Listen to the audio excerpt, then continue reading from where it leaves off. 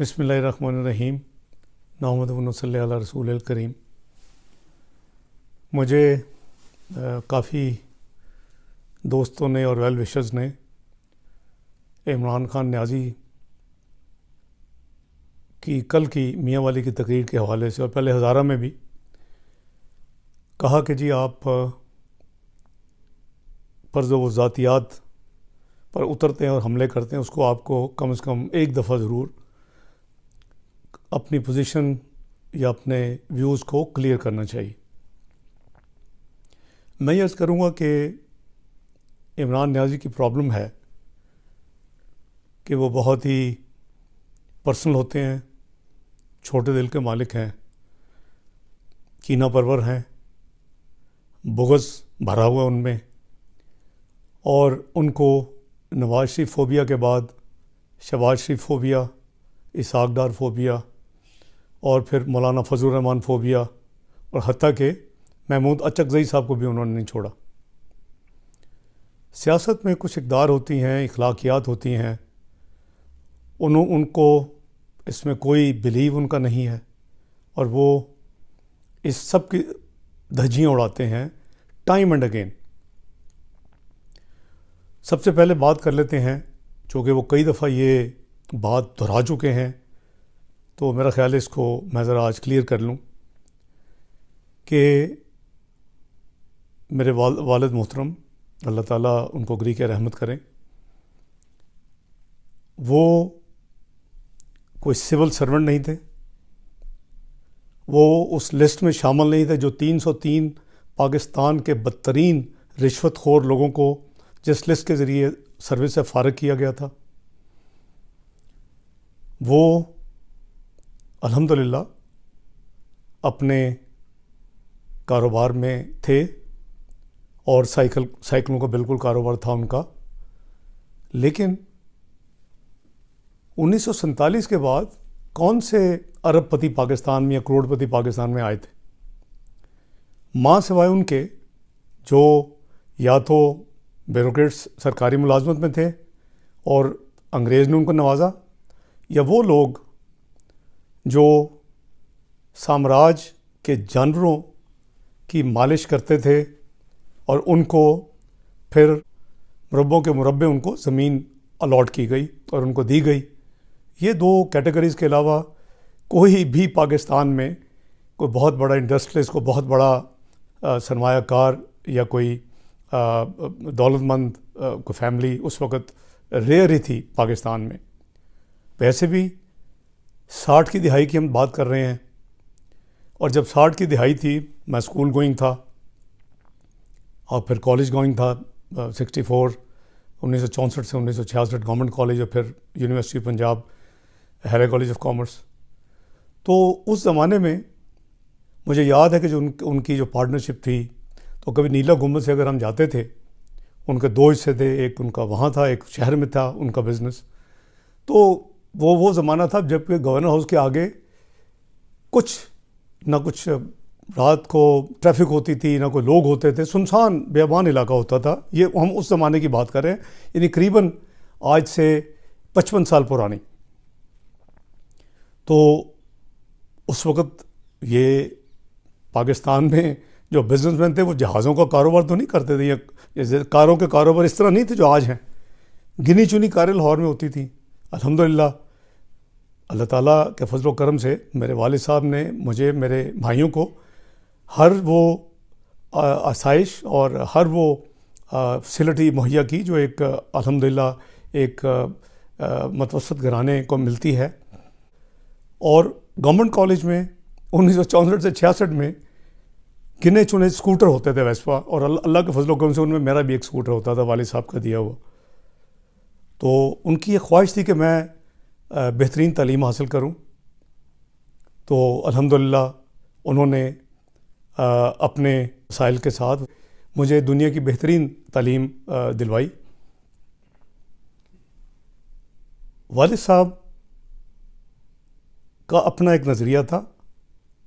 جب 60s میں وہ امپورٹ ریلے اور ایک ہرکولیس، دو برانڈز ہوتے تھے جو باہر سے امپورٹ ہوتے تھے، جب وہ ایوب خان کی حکومت میں کچھ ساتھیوں نے، ان کے دوستوں نے رستم سراب سائیکل فیکٹری لگانے کا فیصلہ کیا، تو وہ ان کے ذریعے، میں تو بہت اسکول گوئنگ تھا، مجھے اتنی سمجھ میں نہیں تھی، تو ان کے نزدیک وہ شاید امپورٹڈ سائیکلز کا مقابلہ نہیں کر سکتے، انہوں نے ان کو اس گروپ کو جوائن نہیں کیا۔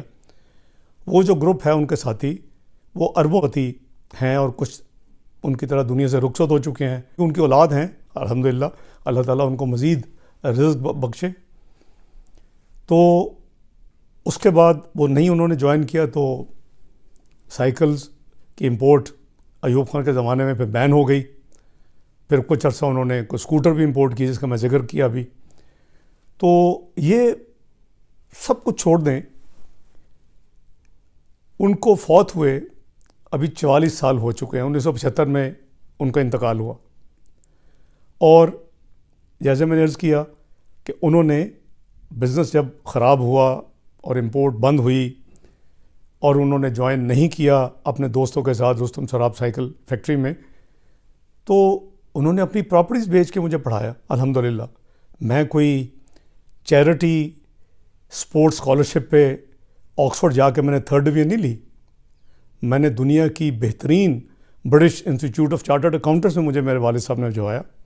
میں نے ہیلے کالج پنجاب یونیورسٹی میں پورے پنجاب میں ٹاپ کیا، مجھے گولڈ میڈلز ملے، وہ بہت خوش تھے، انہوں نے مجھے مزید پڑھائی کے لیے میں بھجوایا، اور اپنے خرچے پر الحمدللہ مجھے انگلینڈ سے میں بہت لکی تھا، ان کی دعائیں، اللہ تعالیٰ کی مہربانی میرے ساتھ تھی، اور میں نے ون آف دی ینگسٹ یعنی عمر میں نے 24 سال کی عمر میں نے چارٹرڈ اکاؤنٹنسی بھی کر لی انگلینڈ سے۔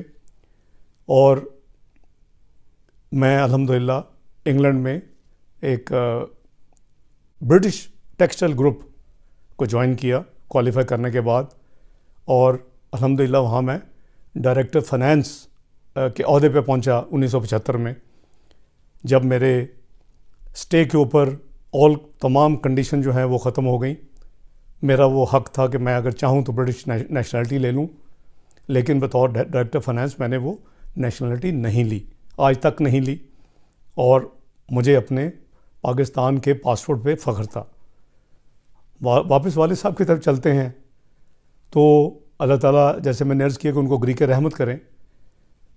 میری اور جو ٹریننگ ہے، اکثریت کی یہ ٹریننگ ہے کہ بزرگوں تک معاملات کو نہیں لے کے جاتے، جو بزرگ فوت ہو جائیں ان کو تو بالکل کسی بحث مباحثے میں نہیں لاتے، لیکن نیازی صاحب کا ایک پٹ یہی جملہ ہے، اور یہ ہمیشہ یہی بات کرتے ہیں، تو اس لیے میں نہ تو اپنے والد محترم کا مقابلہ ان کے والد صاحب سے کروں گا، نہ میں اپنے گرینڈ پیرنٹس کا ان کے گرینڈ پیرنٹس سے مقابلہ کروں گا۔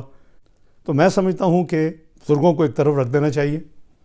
میری آپ سے لڑائی تو لو ہیٹ کا ریلیشن شپ آج سے نہیں ہے، آلموسٹ پچھلی 3 دہائیوں سے چل رہا ہے۔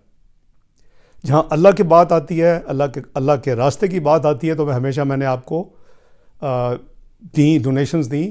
1993 میں لاہور چیمبر کا صدر تھا، آپ میرے پاس آئے، میں نے ذاتی آپ کو ڈونیشنز اس وقت دیں، دوستوں سے ڈونیشنز لے کے دی۔ آپ میرے ذاتی دفتر میں آتے تھے گلبرگ میں ایم عالم روڈ پر 1993 میں، عارف نظامی صاحب کے بردر ان لا عظمت اشرف آپ کے ساتھ ہوتے تھے، اللہ بخشے ان کو فوت ہو چکے ہیں۔ اس وقت بھی الحمدللہ اللہ کی خاطر آپ کو مدد کی، وہ آپ پہ کوئی احسان نہیں ہے۔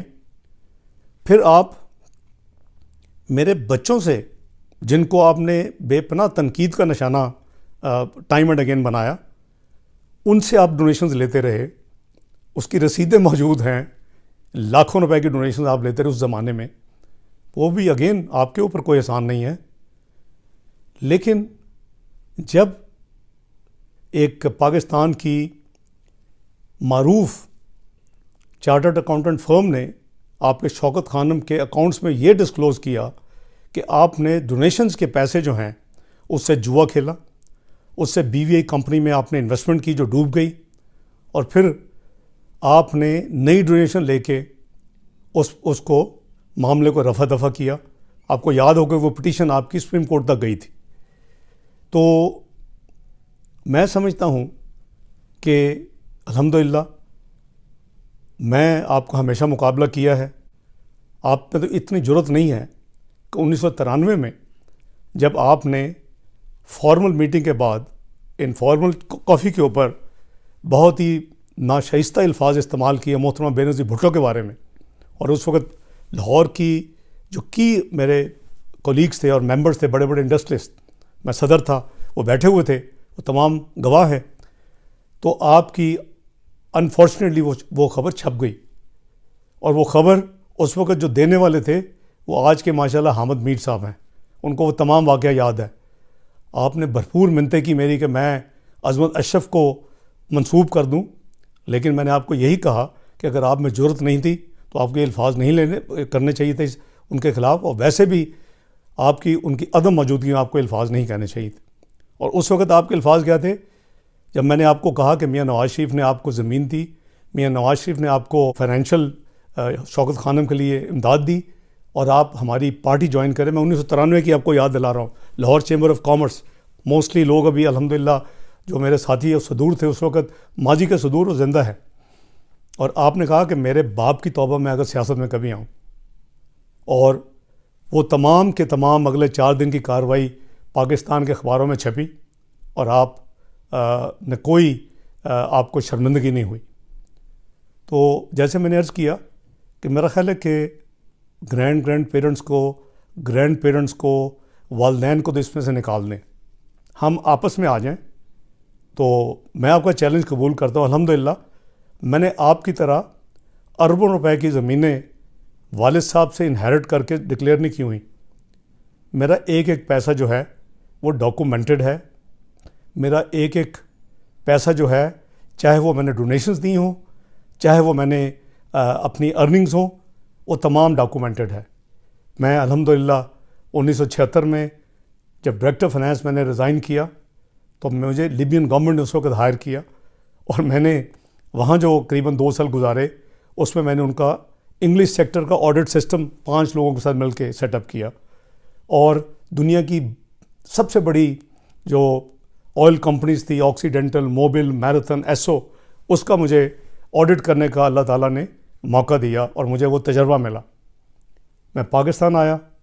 پاکستان میں نے ایک چارٹرڈ اکاؤنٹنٹ فرم میں میری پارٹنرشپ ہوئی. میں 3 سال وہاں رہا. اس کے بعد مجھے ایک کمپنی نے ہائر کیا ایز فائنینشیل ایڈوائزر، جن کا لیبیا جہاں میں رہ چکا تھا، ایران، عراق، سعودی عربیہ اور پاکستان میں بزنس تھا. اور میں 8 سال وہ فائنینشیل ایڈوائزر رہا. اس کے بعد میں نے نان بینکنگ فائنینشیل انسٹیٹیوشن کے چیف ایگزیکٹو شپ لی، اور اسی حوالے سے میں عظمت اشرف صاحب کو جانتا تھا کیونکہ وہ بھی ایک نان بینکنگ فائنینشیل انسٹیٹیوشن کے ہیڈ تھے اور میں بھی چیف ایگزیکٹو تھا. تو ناجی صاحب، آپ نے جو ابھی میں نے خبریں پڑھی ہیں، میں نے تو خبر نہیں تھی، نہ میں نے کبھی گوارا کیا 5 سال میں کہ میں ذاتی طور کے اوپر آپ کے ٹیکس ریکارڈ دیکھوں، تو میں مناسب نہیں سمجھتا ذاتی حملے کرنے اور ذاتی انفارمیشن سیکھ کرنے. لیکن جو میں نے میڈیا میں پڑھا کہ آپ نے 37 سال میں 47 لاکھ روپے ٹیکس دیا. میں نے آپ سے 7 گنا 700% آپ سے زیادہ ٹیکس ادا کیا اسی پیریڈ میں. ہاؤ کم کہ آپ کے اثاثے جو ہیں وہ مجھ سے 700% زیادہ ہیں؟ آپ اس کا حساب دیں. یہ میں نہیں، یہ پبلک انفارمیشن کی بات کر رہا ہوں. تو آئیں آپ بھی اپنا تمام ریکارڈ جو ہے کسی انٹرنیشنل فرم کو دے دیں. میں بھی اپنا ریکارڈ دے دیتا ہوں، کیونکہ نہ میرے بچوں کے پاس وہ سلائی مشینیں ہیں جس سے ڈالر جنریٹ ہوتے ہیں اور ملینز آف ڈالرز کی پراپرٹیز بنتی ہیں.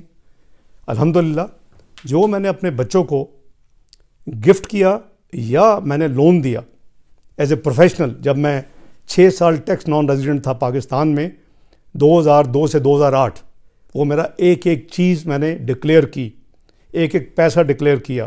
جب قرض ہنسنا واپس لیا، وہ میں نے پراپر بینکنگ چینل کے ذریعے اس کو ریسیو کیا. آپ کا کیا کانفیڈنس ہے پاکستان کی اکانومی پہ؟ آپ وزیر اعظم ہوتے ہوئے آج بھی آپ کے فارن کرنسی اکاؤنٹس ہیں، جبکہ آپ کا کوئی بزنس نہیں ہے، آپ کی کوئی آمدنی نہیں ہے. آپ کے کہاں یہ euros, pound Stirling, dollar account آج بھی آپ کے ذاتی اسٹیٹمنٹ ایسٹس میں پبلش ہو رہے ہیں میڈیا میں؟ تو بات یہ ہے کہ آپ جو ہے وہ میرے ساتھ 100 دفعہ مقابلہ کرے. اور میں, اگر آپ کو اتنا خوف نہیں ہے, نہیں صاحب آپ کی پرابلم یہ ہے کہ آپ نے پہلے 100 دن مانگے, پھر آپ نے 6 مہینے مانگے, ہم نے اس کو صبر سے لیا. آپ نے بہتان اور جھوٹ کا یعنی ایک طوفان برپا کیا ہوا تھا, کنٹینر سے لے کے قرضے قرضے قرضے. کدھر ہے آپ کمیشن کی اب رپورٹ؟ وہ کہتی ہے ہر قرضہ اکاؤنٹ نمبر 1 میں آیا. یہ ہو ہی نہیں سکتا. یہ آپ اب پرائم منسٹر کے دفتر میں کو آپ جو قرضہ لیتے ہیں آپ کے دفتر میں آتا ہے, یا کیو بلاک میں فائنانس منسٹری میں آتا ہے, اسٹیٹ بینک میں آتا ہے, اکاؤنٹ نمبر 1 میں آتا ہے, وہ اس نے واپس جانا ہوتا ہے جب بھی اس کی ڈیو ڈیٹ ہوتی ہیں. تو آپ بہتان اعظم ہیں. آپ کو ایک چیز کی ایکسپرٹیز ہے, 35 ہلکے آپ نے وہ تماشا لگائے رکھا 4 سال.